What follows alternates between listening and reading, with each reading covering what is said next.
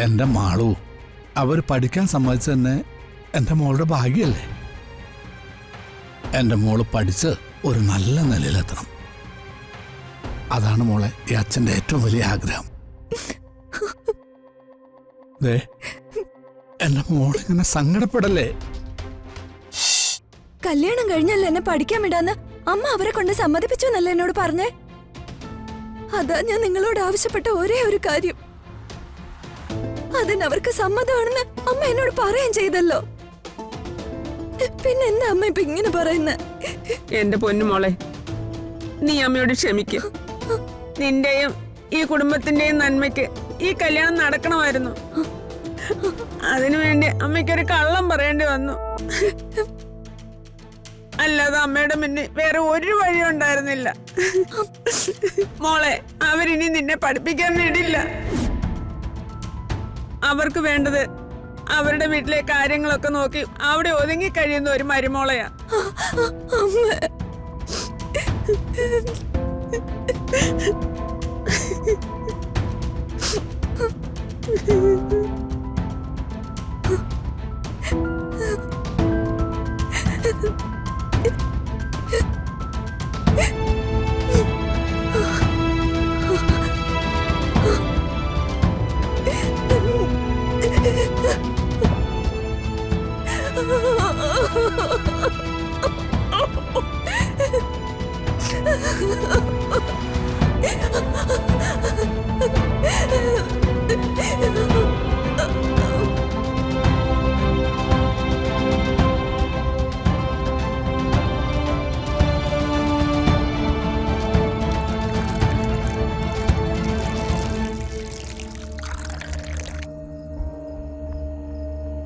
Cheers.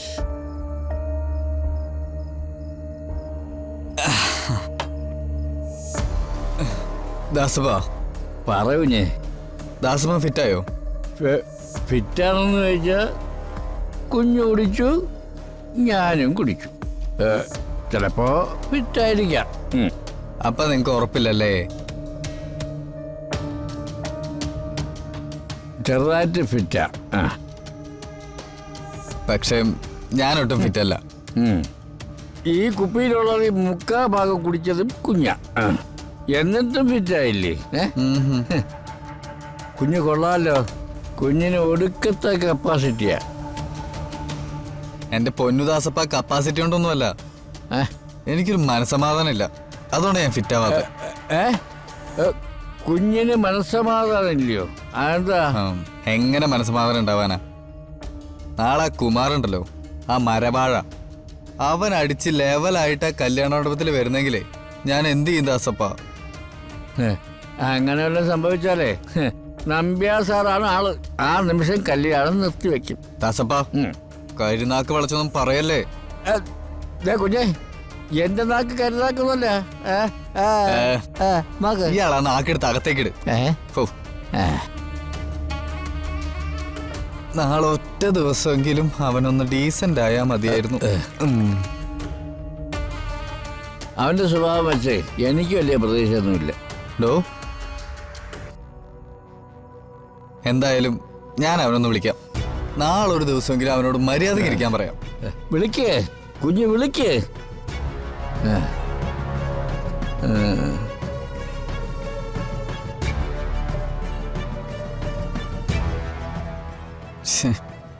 അവന്റെ phone ഓഫാ.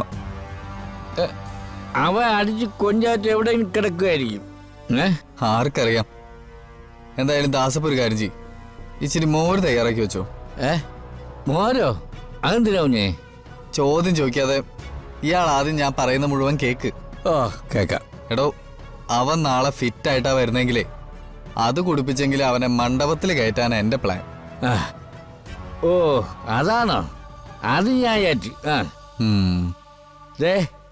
ഒരു കുടം മോര് ഞാൻ റെഡിയാക്കി വെച്ചേക്കാം. എന്താ പോരെ? താലി കെട്ടുന്ന 5 മിനിറ്റ്, ആ 5 മിനിറ്റ് അത്ര നേരെങ്കിലും അവൻ ബോധത്തോടെ നിന്നാ മതിയായിരുന്നു.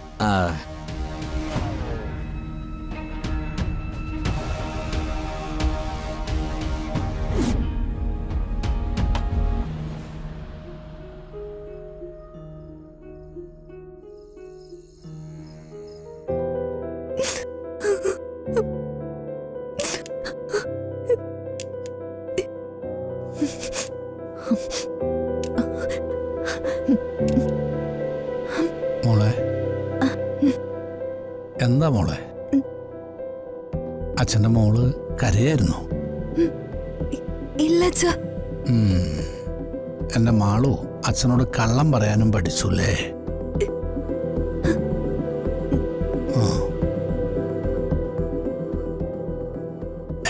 അച്ഛൻ്റെ മാളുടെ ഇതെന്താ പറ്റിയത്? നാളെ കല്യാണം കഴിഞ്ഞിട്ട് എൻ്റെ മോള് ഈ വീട് വിട്ട് പോകണമെന്ന് ഓർത്തിട്ടാണോ? അച്ഛൻ്റെ മോള് നല്ല ധൈര്യശാലിയല്ലേടാ. എന്നിട്ടാ ഇങ്ങനെ കൊച്ചുകുട്ടികളെ പോലെ കരയുന്നു? മോളെ, കല്യാണം കഴിഞ്ഞു നീ വീട്ടിൽ നിന്ന് പോയിക്കോ. പക്ഷേ ഞങ്ങളൊക്കെ മനസ്സിൽ നിന്ന് പോകില്ലല്ലോ നീ.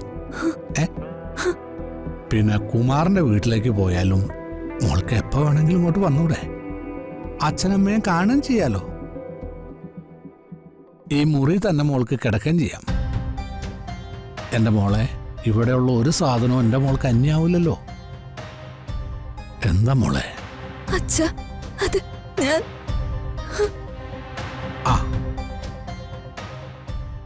ഇതൊക്കെ എൻ്റെ മോള് കൊണ്ടുപോകാൻ കെട്ടിവെച്ചാണോ?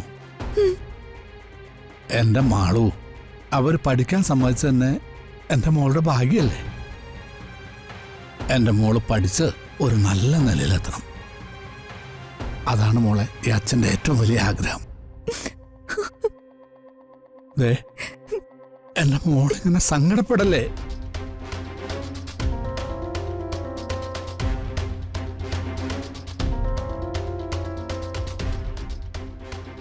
മോൾക്കറിയല്ലേ, സമാധാനമായിട്ട് ഉറങ്ങട്ടോ.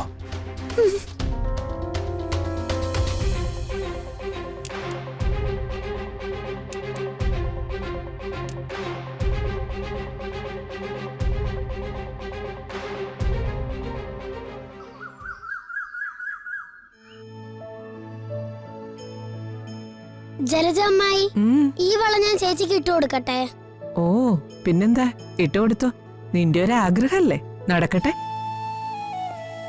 കൈ നീട്ടേച്ചി, നീട്ട്.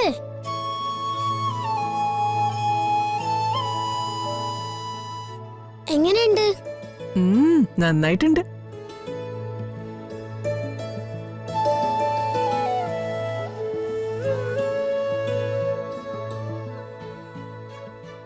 ഇന്ന് നിന്റെ ജീവിതത്തിലെ ഏറ്റവും പ്രധാനപ്പെട്ട ദിവസമല്ലേ മോളെ?